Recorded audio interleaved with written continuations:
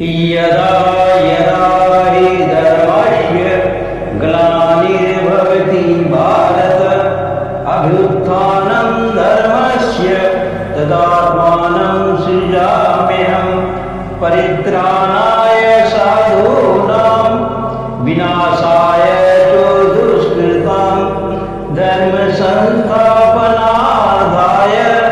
संभवामि युगे युगे।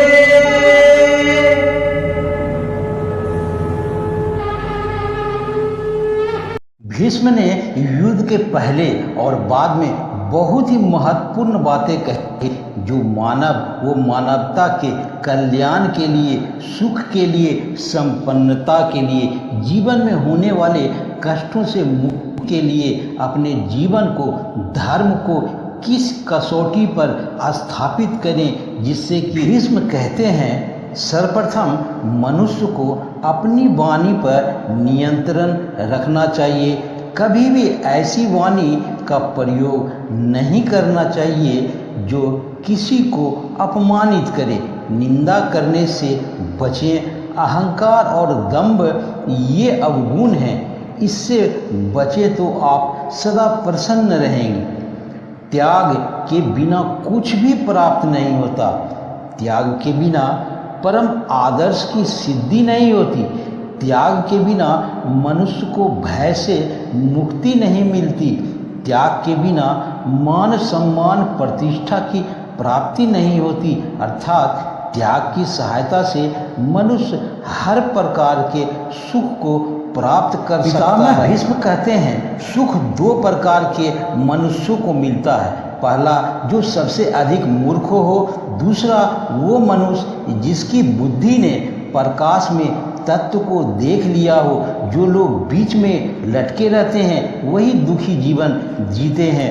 आगे कहते हैं जो पुरुष अपने भविष्य पर अधिकार रखता है, अर्थात अपना पथ आप निश्चित करता है, अपने पथ का स्वयं निर्माता होता है, किसी की कठपुतली नहीं बनता, जो समयानुकूल शीघ्र निर्णय कर सकता है और उस पर आचरण करता है, वह पुरुष सुख को प्राप्त करता है। आगे कहते हैं भीष्म जी सनातन काल से जब जब किसी ने स्त्री का अपमान किया है उसका निश्चित ही विनाश हुआ है।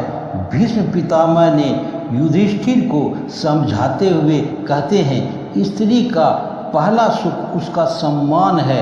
लक्ष्मी उसी घर में वास करती है जहाँ स्त्री प्रसन्न रहती है। जिस घर में स्त्री को दुख दिया जाता हो उस घर में लक्ष्मी सहित सभी देवी देवता पलायन कर जाते हैं।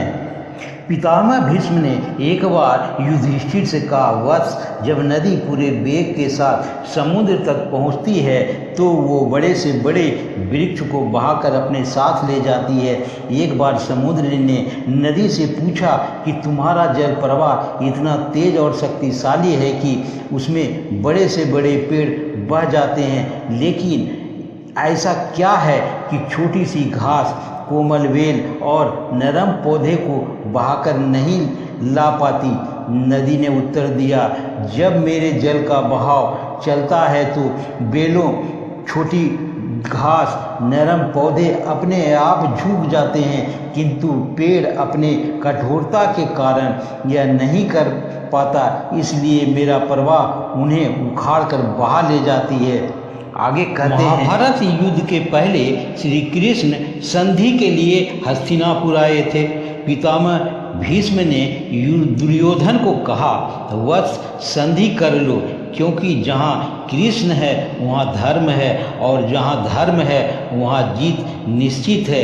व्यक्ति को सदा धर्म की ओर रहना चाहिए। भीष्म कहते हैं परिवर्तन संसार का नियम है। जो आज है वो कल नहीं होगा, जो कल होगा वो आने वाले समय में कभी नहीं होगा। भीष्म कहते हैं एक शासक को पुत्र और प्रजा में अंतर नहीं करना चाहिए, वरना प्रजा की समृद्धि रुक जाएगी और उस शासक का विनाश निश्चित होगा। राजा कठिन परिश्रम करके समाज का कल्याण करता है, परंतु सत्ता सुख भोगने वाला राजा ऐसा नहीं करते हैं। इसी कारण उनका अंत नज़दीक निश्चित हो जाता है। तो ये था भीष्म द्वारा कही गई कुछ अनमोल बातें। आशा करता हूँ अच्छे लगे होंगे। आपने देखा सुना, इसके लिए बहुत बहुत शुक्रिया, धन्यवाद।